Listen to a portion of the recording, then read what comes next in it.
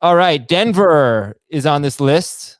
Number 3. It's really no particular order, but this one is really interesting because for Sermon, Sermon's being drafted ahead of Mostert and NFC ADP.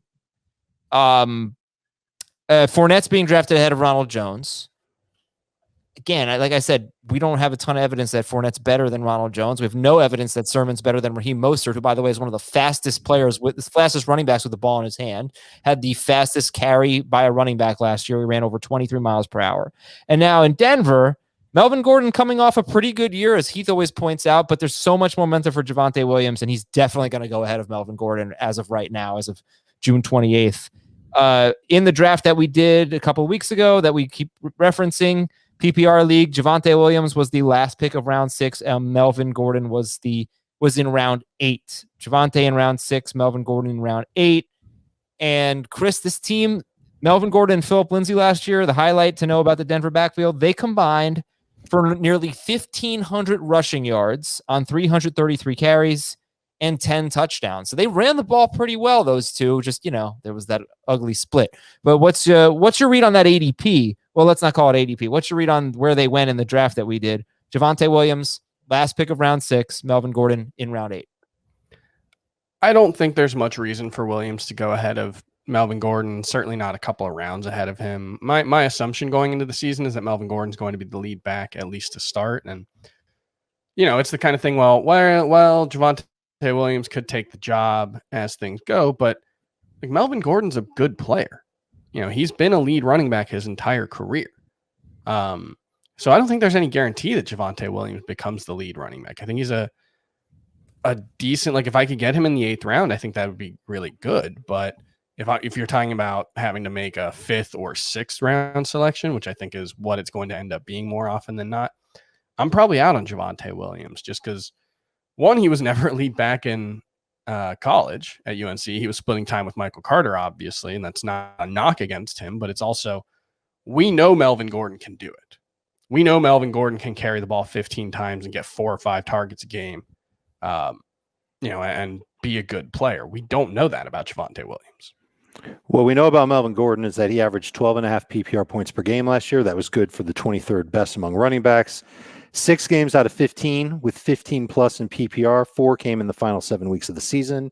Over the past 2 seasons, he's had 15 or more PPR points in 11 of 29 games. That's not very consistent. And that was before Javonte Williams went to Denver.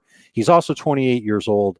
It's not fun to draft Melvin Gordon. It's not exciting. No. And it feels like if you draft Melvin Gordon, it's like having a bomb on your team that eventually explodes and you're left with dust at running back, because Javonte Williams will eventually get an opportunity.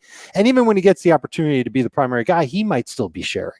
The Broncos have talked multiple times this offseason about using multiple running backs. It makes me nervous to take any of them, but Javonte's more fun. He's a 3-down player already. They're encouraged by how he's doing in pass drills so far. I have a feeling that he can end up being quite easily the best running back in Denver this year. But isn't there a better chance that the guy being drafted in the 6th round is the bomb that blows up rather than the guy being drafted in the 8th round?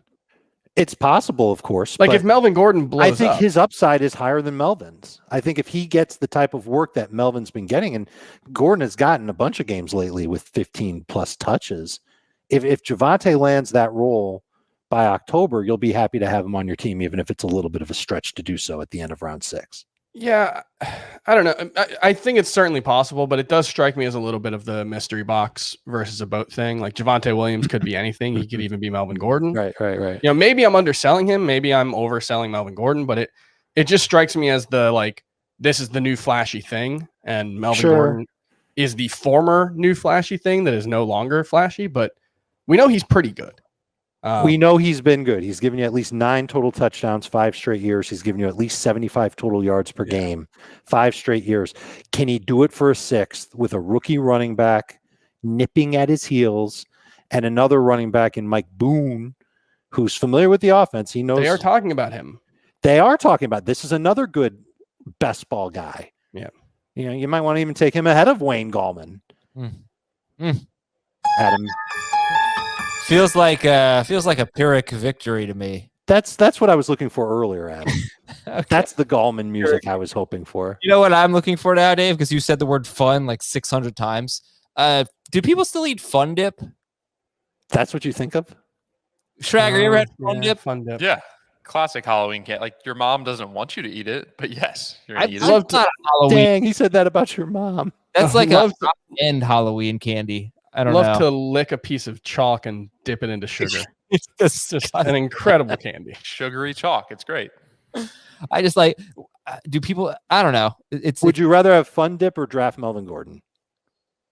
I I'll don't take know the what Fun it Dip. is. It Me just too. feels like there was one report that was like Javonte Williams could be the lead running back by week 1. Right, but that wasn't a report. That was like reporter speculation. Okay, there was one reporter speculating. It just feels like the arrows. Does it feel like Royce Freeman?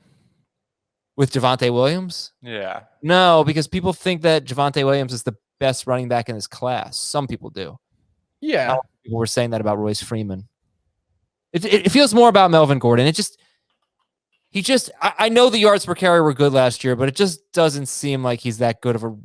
I don't know. It just doesn't seem that way. Like people consider him to be a very good running back anymore. So, he's played 6 years in the NFL, and or 7 years in the NFL, and he's no longer a superstar. So, once you've been around for a while and you're not a superstar anymore, you're trash. That's just like we skip straight over. There is no like, oh, this guy's still pretty good. It's like if this guy gets a touch, that is kind of how it is. If this guy gets one touch, I'm going to burn the stadium down. But that is how the fantasy community talks about a guy like Melvin Gordon. He feels like if we're going to give him if we're going to give running backs the Todd Gurley Award for falling off the cliff or whatever, he feels like the front runner right now, the shortest odds.